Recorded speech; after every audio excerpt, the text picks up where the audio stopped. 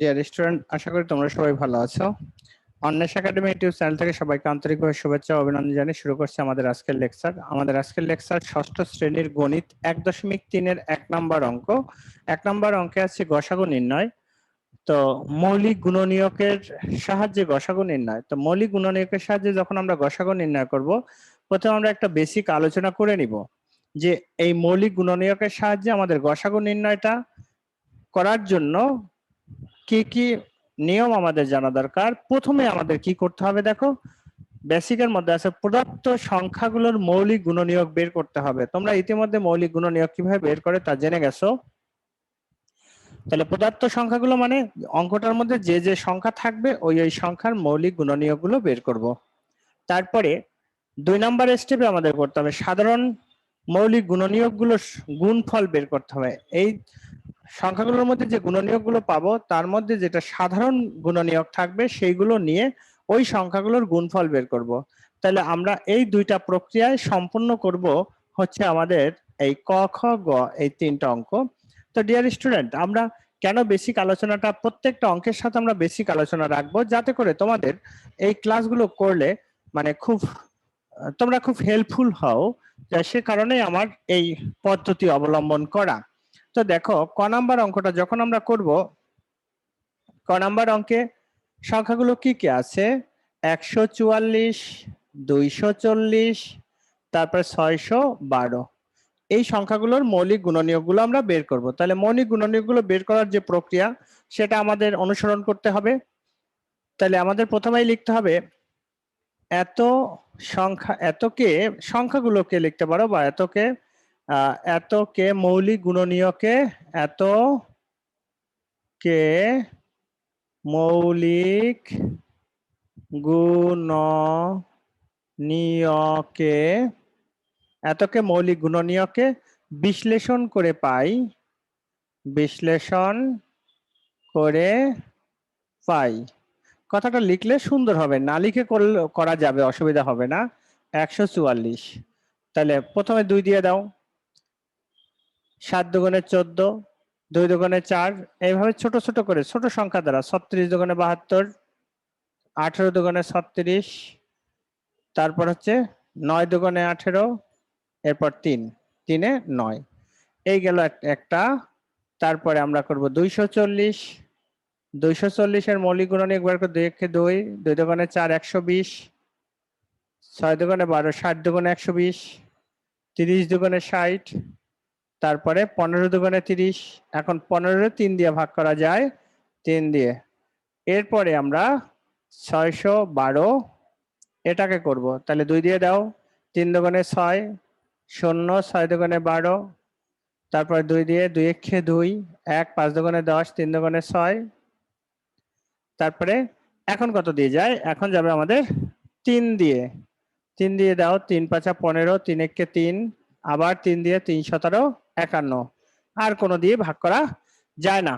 তাহলে আমরা এখন বা এখানে কি লিখবো, 144 সমান সমান 2 গুণ 2 গুণ 2, 4টা 2 গুণ 3 গুণ 3। তারপরে এরপরে লিখবো 240।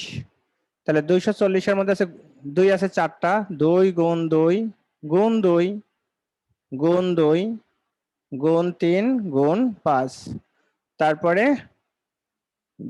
612, 612 মধ্যে 2 গুণ 2 গুণ 3 গুণ 3 গুণ 17।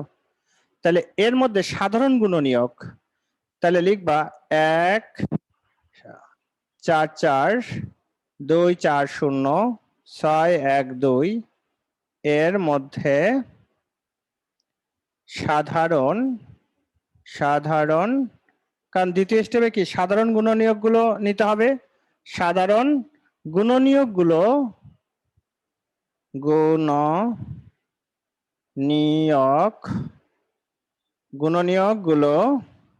সাধারণ গুণনীয়কগুলো কি কি দেখো, 2, এই প্রথম 2টা সবার মধ্যে আছে, তারপরের 2টাও সবার মধ্যে আছে, এই যে 2 সবার মধ্যে আছে, এখানেও 2 সবার মধ্যে আছে।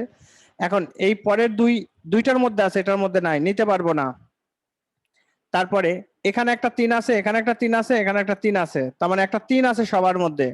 আবার এখানে একটা 3 আছে, এটার মধ্যে নাই, এটার মধ্যে আছে, নিতে পারবো না। 5 এখানে আছে, এখানে নাই, নিতে পারবো না। 17 এখানে আছে, আর কোথাও নাই, এই জন্য নিতে পারবো না। তাহলে এটার গুণফল। তাহলে এখন এর গুণফলটা কি হবে বা নির্ণেয় গসাগু, একবার লিখতে পারো যে নির্ণেয় গসাগু। নির্ণয় গসাগু কি হবে, বলা হয়েছিল সাধারণ গুণনীয়কগুলোর গুণফল বের করতে হবে। তার মানে 2 গুণ 2 গুণ 3 সমান সমান 2 দুগুণে 4, 3 4 12। এইটি হচ্ছে আমাদের উত্তর, এটাই হলো আমাদের উত্তর। তো ডিয়ার স্টুডেন্ট, আশা করি তোমরা বুঝতে পেরেছো। তো দেখো, আমরা প্রথমে কি করব, মৌলিক গুণনীয়ক গুলো বের করব। তাহলে গুণনীয়ক বের করার প্রক্রিয়া, যে আমাদের বেসিকের মধ্যে আছে প্রদত্ত সংখ্যাগুলোর মৌলিক গুণনীয়ক গুলো বের করতে হবে। আমরা মৌলিক গুণনীয়ক গুলো বের করলাম, তারপরে সাধারণ মৌলিক গুণনীয়ক গুলোর গুণফল বের করতে হবে। তাহলে আমরা এখানে লিখছি এত এর মধ্যে সাধারণ গুণনীয়ক গুলো কি কি আছে, 2 3। আচ্ছা, এরপরে বলা হয়েছে গুণনীয়ক গুলোর গুণফল। তাহলে নির্ণেয় গসাগু কি হবে, 2 গুণ 2 গুণ 3। তাহলে এটা গুণ করলে কত হয়, 2 দুগুণে 4, 3 4 12। তো ডিয়ার স্টুডেন্ট, এই যে আমাদের গুণনীয়ক বের করার জন্য, যে এখন যদি কেউ মনে করে স্যার আমি এখানে বুঝতেছি না, আমি তাদের উদ্দেশ্যে বলবো তারা অবশ্যই নামতাটা ভালো করে আয়ত্ত করে নাও, কারণ নামতা না জানলে এগুলো পারবা না। এটাও এক ধরনের ভাগ প্রক্রিয়া, এটাকে আমরা বলি সিঁড়ি প্রক্রিয়ায় ভাগ। এক সবার মধ্যে থাকে, এই জন্য দেই নাই, 2 দিয়ে ছোট, প্রথম একদম ছোট ছোট সংখ্যাগুলো দ্বারা আমরা এই ভাগগুলো করব। তো আশা করি আপনারা এই মৌলিক গুণনীয়কের যে প্রক্রিয়া বা কিভাবে করে সেটা আমরা বুঝতে পারছি। এরপরে আমরা যাব আমাদের অঙ্কের খ নাম্বারে, 525, 495, 570। তাহলে প্রথমেই আমাদের কি করতে হবে, মৌলিক গুণনীয়ক গুলো বের করতে হবে। মৌলিক গুণনীয়ক গুলো আমাদের বের করতে হবে। তাহলে দেখো আমরা কিভাবে মৌলিক গুণনীয়কটা বের করতে পারি।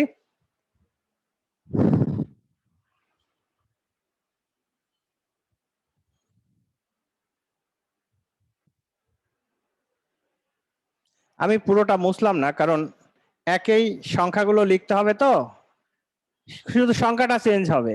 এই জন্য আমার মানে যে বাংলার লেখাটা, এই লেখাটা আমি রেখে দিলাম, এই লেখাটা আমরা লিখে দিলাম। দেখো, তাহলে খ নাম্বার অঙ্ক 525, 495, তারপরে 570 এর মৌলিক গুণনীয়ক কে বিশ্লেষণ করে পাই। এতকে মৌলিক গুণনীয়কে বিশ্লেষণ করে পাই। তাহলে বিশ্লেষণ করার জন্য সেই প্রক্রিয়া আমরা বিশ্লেষণ করব। তাহলে এখন দেখো, এখানে 5 আছে, 5 থাকলে আমাদের কিন্তু 2 দিয়ে যাবে না, 2 দিয়ে যাবে না। সেক্ষেত্রে আমরা প্রথমেই দিব 3 দিয়ে যাবে, কারণ 15 হলে এটা ভাগ করা যায়। তাহলে 3 একে 3, 4 5 22, 23 7 21, 3 5 15। এখন আর আমাদের কিন্তু 3 দিয়ে যাবে না, এখন 5 দিয়ে, 3 5 15, 16 17, 5 5 25, আবার 5 দিয়ে, 5 7 35।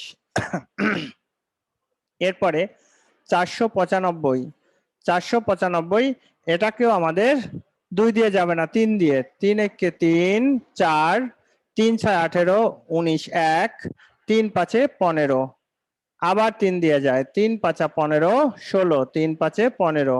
এখন যাবে 5 দিয়ে, 5 11 55। এরপর আমরা 570, 570 কে করব, 570 2 দিয়ে যাবে, 2 দিয়ে যাবে, 2 দুগুণে 4 1, 8 দুগুণে 16 1, 5 দুগুণে 10। এখন কিন্তু আর 2 দিয়ে যাবে না, এখন আমাদের যাবে 3 দিয়ে। দেখো 3 দিয়ে দিলে 3 নং 27 28, 3 5 15। এখন যাবে 5 দিয়ে, 5 19 95।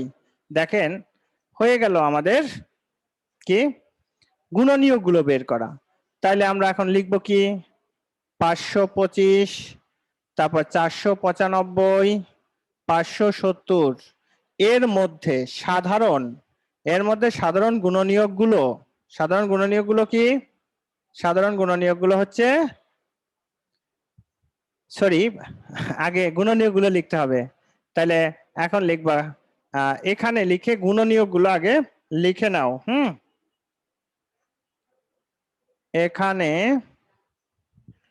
525, 3 গুণ 5 গুণ 5 গুণ 7, তারপরে 495, 495 কত, 3 গুণ 3 গুণ 5 গুণ 11, তারপরে হলো 570, 570 আছে কত, 2 গুণ 3 গুণ 5 গুণ 19। তাহলে এখন এত এত এর মধ্যে সাধারণ গুণনীয়ক কি? এখানে একটা 3 আছে, এখানে একটা 3 আছে, এখানে একটা 3 আছে, নেব একটা 3। 5 এখানে একটা আছে, এখানে একটা আছে, এখানে একটা আছে, নিব একটা 5। এখানে আরেকটা 5 আছে, আর কোনোটার মধ্যে নাই, নিব না। এখানে একটা 7 আছে, কোনোটার মধ্যে নাই, নিব না। এখানে একটা 3 আছে, আর কোথাও নাই, নিতে পারবো না। এখানে একটা 19 আছে, আর কোথাও নাই, এই জন্য আমরা নিতে পারবো না। তার মানে আমাদের নির্ণয় গসাগু হবে কত, 3 5 15। নির্ণয় গসাগু হবে কত, 3 5 15।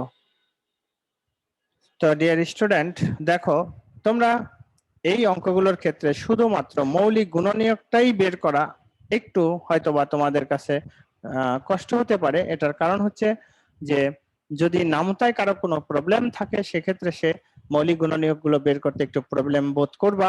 তো আমি বলবো, বারবারই বলছি, তোমরা নামতাটা খুব ভালো করে মুখস্থ করে নিবা, তাহলেই তোমরা পারবা। তো এই হলো আমাদের খ নাম্বার অঙ্ক। এরপর আমরা যাব গ নাম্বার অঙ্কে। তো দেখেন, এই একইভাবে আমরা করব যে 202 6 6 6, তারপর 9 6 9 9, অনেক বড় একটা সংখ্যা। তো প্রথমেই আমরা কি করব, এটার প্রথমে মৌলিক গুণনীয়কগুলো, প্রথমে গুণনীয়কগুলো বের করব, তারপরে এরপর সাধারণ গুণনীয়ক বের করব, দেন আমরা গুণ করব। তো আশা করি আপনারা অঙ্কটা বুঝতে পেরেছেন।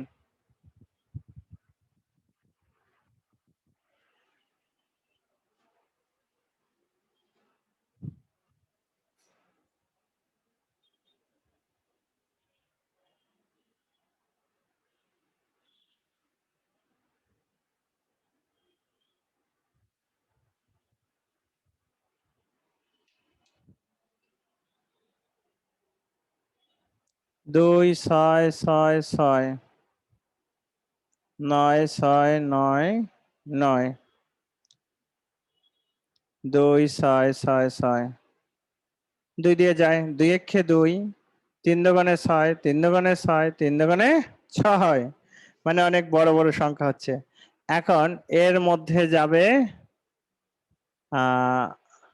আমরা যদি 31 দিয়ে দেই, 31 দিলে যাবে, কারণ 31 গুণ 43 করো, একটা 3 লাখটা লাগবে, নাহলে হবে না। 3 একে 3, 3 3 9, তারপরে 4 একে 4, 3 4 12, তাহলে 3 9 4 13, 2 1 3, হ্যাঁ, তার মানে 43। আচ্ছা, এরপরে আমরা পরেরটায় 9 6 9 9, কত দিয়ে যাবে, 3 দিয়ে যাবে, 3 3 9, 3 দোকানে 6, 3 3 9, 3 3 9। এখন কতবার যায় দেখো, অনেক বড় সংখ্যা তো। তো এখন যাবে হলো, যদি আমরা এখানে 53 দিয়ে দেই, তাইলে এখন 3 রাখতে হবে, 53 গুণ 61, এগুলো অঙ্ক করতে করতে বারবার মনে থাকবে। 3, হ্যাঁ, 53 গুণ 61 করলে 3 থাকবে। এই হচ্ছে আমাদের মৌলিক গুণনীয়ক। তাহলে এখন এখানে 2 6 6 6 সমান সমান 2 গুণ 31 গুণ 43, তারপরে 9 6 9 9, তাহলে 3 গুণ 53 গুণ 61, 53 গুণ 61। তাহলে এখানে কিন্তু আমাদের দেখো, এর মধ্যে কোনো এত এর মধ্যে সাধারণ গুণনীয়ক, সাধারণ গুণনীয়ক নাই, সাধারণ গুণনীয়ক নেই। তাইলে এখন আমরা কি লিখবো, আমি আলাদা করে লিখে দিচ্ছি। দেখো,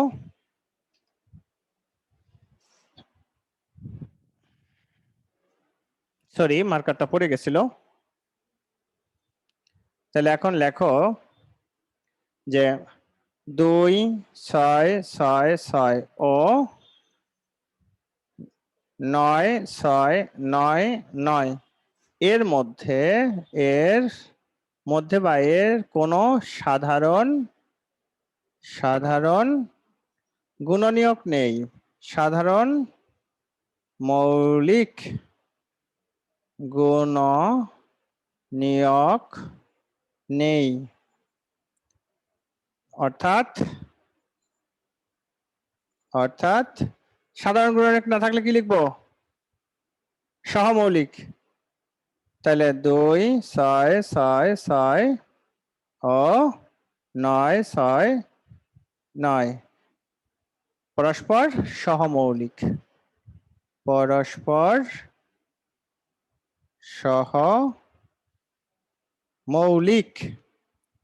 সহমৌলিক।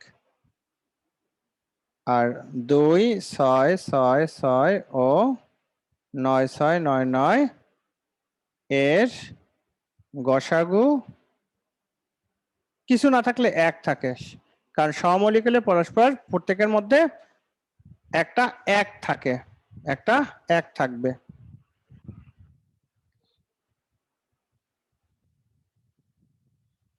তো ডিয়ার স্টুডেন্ট, আশা করি তোমরা অঙ্কটা বুঝতে পারছো।